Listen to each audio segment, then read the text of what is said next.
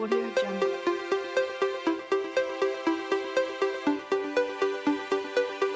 Pour les différentes campagnes de vaccination que le gouvernement béninois, avec l'aide des partenaires, a organisées, les membres COJEC, d'abord en amont, commencent par porter l'information, sensibilisent la population pour le bien fondé de ces vaccinations.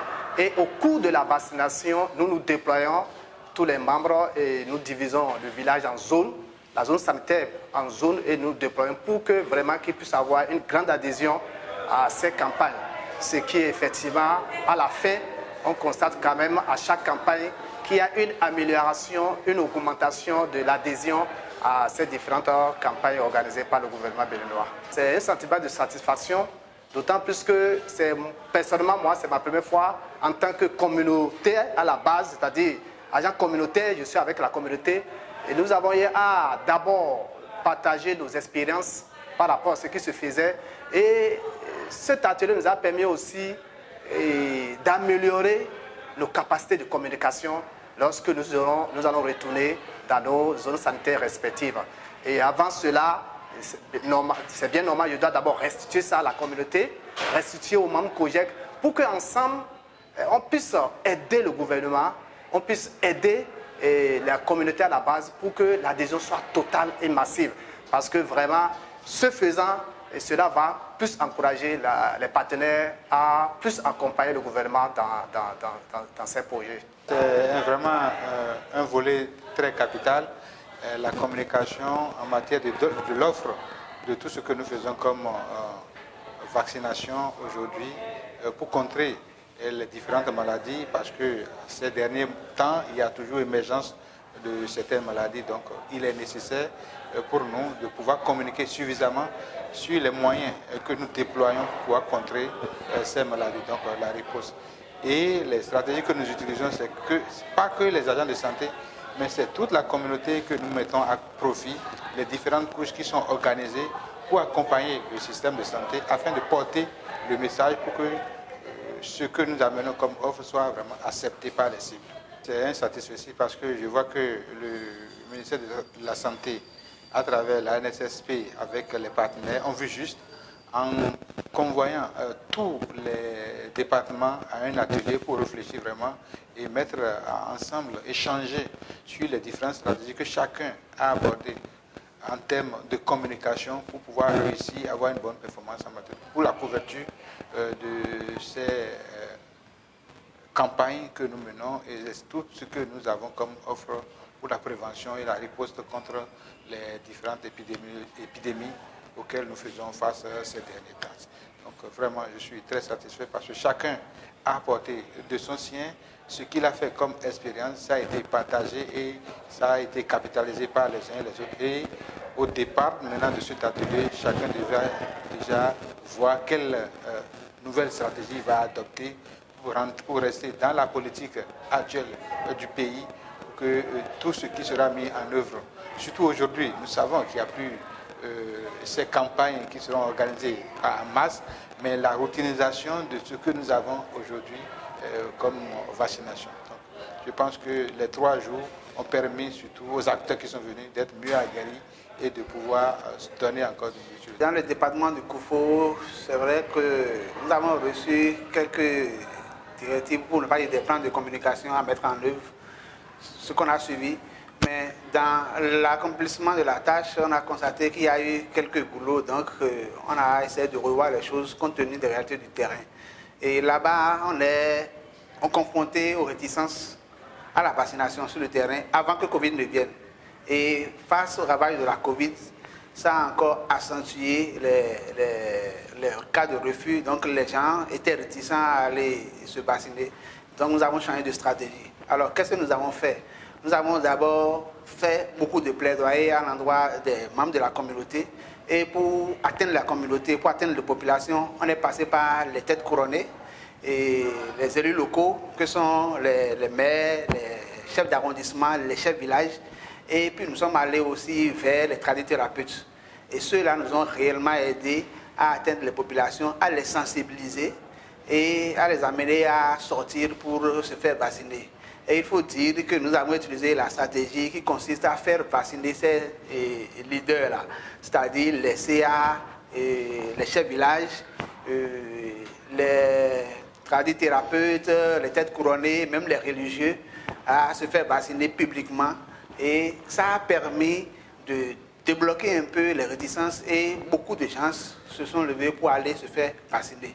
Donc voilà un peu comment les stratégies ont été mises en œuvre pour aider à booster un peu la couverture vaccinale au niveau du département de Koufo. Je veux dire que si cet atelier n'était pas organisé, il fallait l'organiser. Donc c'est venu à point nommé parce que ça nous a permis de partager les difficultés auxquelles nous sommes confrontés. N'oublions pas qu'il y a quelques mois, pour ne pas dire un mois et demi environ, on a fait une campagne de rattrapage pour les localités qui ont un taux de couverture non élevé.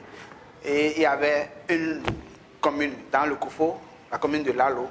Donc nous étions en plein dedans. Donc nous avons été confrontés aussi à d'autres difficultés. Donc cet atelier a été le creuset pour nous de partager avec nos collègues les expériences vécues et comment on a pu soulever quand même, on a pu survoler ou bien lever certaines difficultés pour pouvoir atteindre l'objectif, pour pouvoir atteindre le taux de couverture. Et cet atelier, je crois que ça nous a permis de relever les problèmes réels qui se posent sur le terrain. Et mieux, ça nous a aidé à comprendre que certains problèmes que nous avions, que nous pensions que nous ne pouvons pas régler nous-mêmes sur le terrain, on a essayé d'échanger, de comprendre que nous-mêmes, on peut trouver déjà des solutions à ces problèmes-là pour avancer et ne pas attendre nécessairement les partenaires ou bien le ministère de la Santé ou la NSSP pour régler ces problèmes-là. Néanmoins, il y a certains problèmes qui demeurent encore et ces problèmes-là ont besoin quand même de l'intervention des partenaires, de l'intervention de la NSSP, du ministère. Et nous avons pu quand même faire des propositions qui pourront réellement aider à ce que les choses soient boostées. Et je peux finir pour dire, le plan stratégique ou bien le plan de communication qu'on a essayé de revisiter, ça va réellement nous aider à avancer sur le terrain parce qu'il y a beaucoup de difficultés auxquelles nous sommes confrontés, mais on n'avait pas quand même les outils ou les éléments qu'il faut pour venir aboutir ces problèmes-là. Je crois que si le plan est bien finalisé et réellement mis en œuvre, on pourra quand même atteindre les objectifs. Nous avons tenu un atelier sur la revue donc, des stratégies de communication sur les risques et engagements communautaires, ceci en faveur donc, des maladies évitables par la vaccination, y compris contre la COVID-19. Et cet atelier était pertinent pour nous dans le cadre où, à l'avènement donc, de la pandémie de la COVID-19, nous avons eu à mettre en œuvre plusieurs stratégies de communication, que ce soit par les acteurs du gouvernement, que ce soit par les ONG qui nous appuient et diverses autres parties prenantes.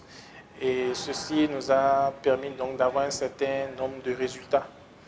Et il fallait donc, il était nécessaire pour nous à ce niveau donc de faire le point donc des différentes stratégies qui ont été mises en œuvre, des résultats obtenus au décours de ces différentes stratégies avec les cibles et d'apprendre des leçons donc de ces interventions qui ont été menées.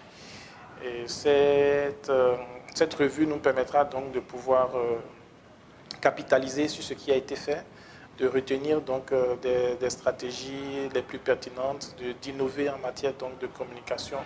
Ceci pour améliorer donc tout ce qui concerne la couverture vaccinale pour les maladies du PEV, mais également pour la COVID-19 et nous préparer également pour d'autres maladies éventuelles, surtout que nous avons un projet d'introduire de nouveaux vaccins au sein donc du paquet actuel. Comme nous le savons, le système de santé est dans une grande réforme et l'une des réformes, la réforme principale, c'est bien sûr la mise en œuvre donc, de la nouvelle politique de santé communautaire qui, au vu de ses particularités, devrait nous permettre donc d'améliorer l'offre des services au niveau communautaire et imputer de manière plus qualitative donc le changement de comportement, l'adoption donc ou l'adhésion aux différents services de vaccination qui font partie donc du paquet d'activités donc de ces agents de santé communautaire. Les agents de santé communautaire, qui sont de deux types, les relais communautaires et les agents de santé communautaire qualifiés, doivent intervenir au niveau donc des ménages Et ils seront donc le relais pour nous, pour porter les messages qui vont permettre donc le changement de comportement. Ça fait partie donc, comme je le disais un peu plus tôt, de leur paquet d'activités. Et c'est une stratégie qui doit nous permettre donc, lorsqu'elle est mise en œuvre, donc d'impacter de manière durable, parce qu'on a un suivi rapproché donc des indicateurs de santé.